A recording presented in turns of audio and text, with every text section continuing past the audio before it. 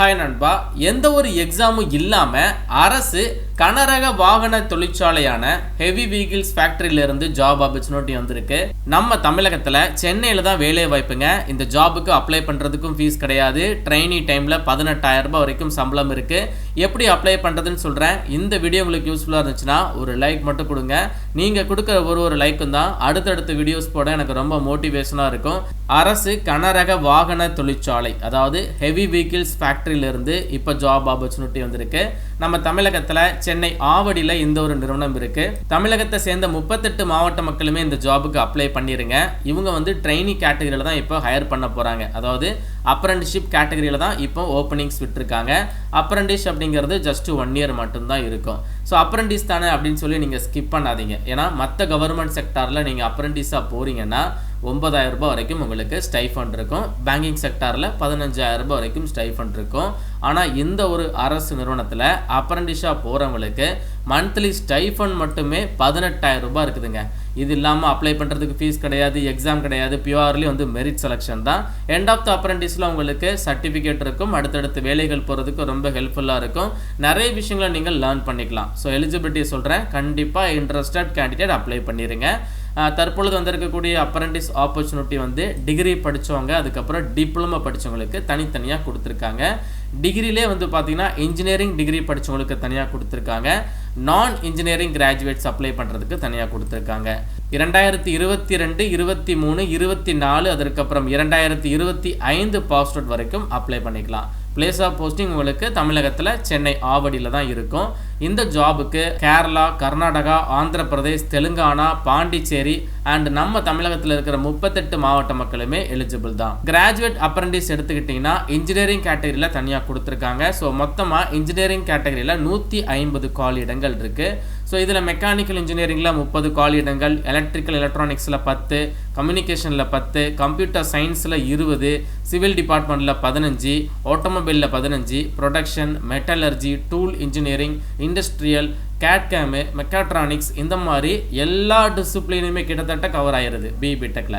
So இந்த கேட்டகரியில் தான் 50 காலி இடங்கள் கொடுத்துருக்காங்க. ஓவராலாக இன்ஜினியரிங் டிசிப்ளினில் 150 காலி இடங்கள். மந்த்லி சாலிடாக உங்களுக்கு 18,000 ரூபாய் ஸ்டைஃபண்ட் கிடைக்குது. டூரேஷன் ஆஃப் ட்ரைனிங், லைக் இது ஒரு அப்ரெண்டிஸ் தானே, 1 இயர் மட்டும்தான் உங்களுக்கு இருக்கும். 1 வருடம் மட்டும்தான் உங்களுக்கு வேலை ஆல்சோ இருக்கும். ரெண்டாவது கேட்டகரி வந்து டிப்ளமோ கேண்டிடேட் அப்ளை பண்ணக்கூடிய டெக்னீஷியன் வேலை வாய்ப்பு. இதுவுமே உங்களுக்கு இன்ஜினியரிங் டிசிப்ளினில் தான் வந்திருக்கு.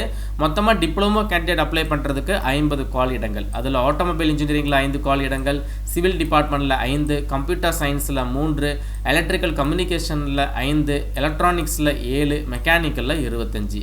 3 வருடம் டிப்ளமோவில் இந்த டிசிப்ளின், அதாவது எந்தெந்த டிசிப்ளினில் வேலை வாய்ப்பு இருக்கோ அது சம்மந்தப்பட்ட டிசிப்ளினில் நீங்கள் 3 வருடம் டிப்ளமோ முடிச்சிருக்கீங்க அப்படின்னா தாராளமாக அப்ளை பண்ணிக்கலாம்.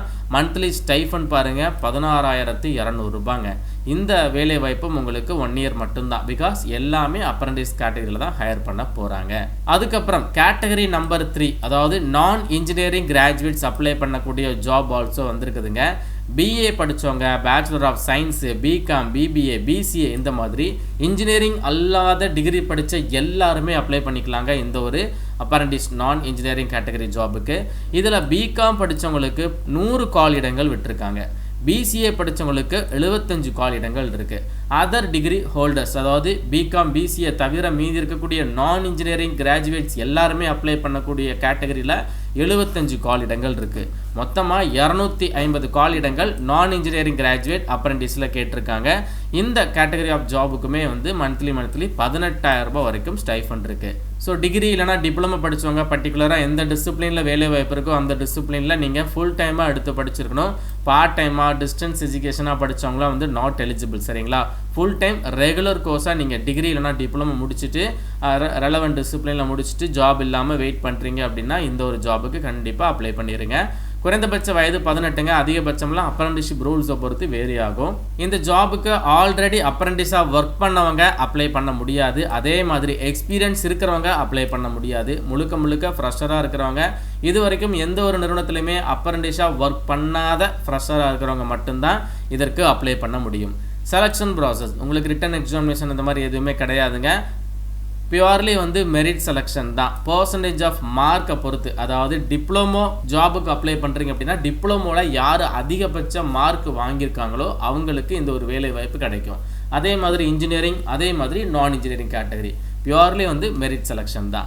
செலக்ட் ஆன கேண்டிடேட்க்கு ஃபைனலாக டாக்குமெண்ட் வெரிஃபிகேஷன் இருக்கும். Chennai Avadi heavy vehicle factories போயிட்டு நீங்கள் டாக்குமெண்ட் வெரிஃபிகேஷனை கிளியர் பண்ணாலே உங்களுக்கு எந்த ஒரு அப்ரண்டிஸ் ஜாப் வந்து கிடச்சிரும்.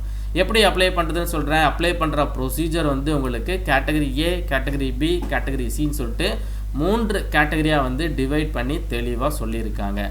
இதில் கேட்டகரி ஏ என்ன சொல்லியிருக்காங்க அப்படின்னா, ஆல்ரெடி mhrnats.gov.in அப்படிங்கிற வெப்சைட்டில் நீங்கள் ரிஜிஸ்டர் பண்ணி என்ரோல்மெண்ட் ஐடி எல்லாம் வச்சுருக்கீங்க அப்படின்னா நீங்கள் எல்லாரும் டைரெக்டாக nats.education.gov.in இந்த வெப்சைட்டை லாகின் பண்ணுங்கள்.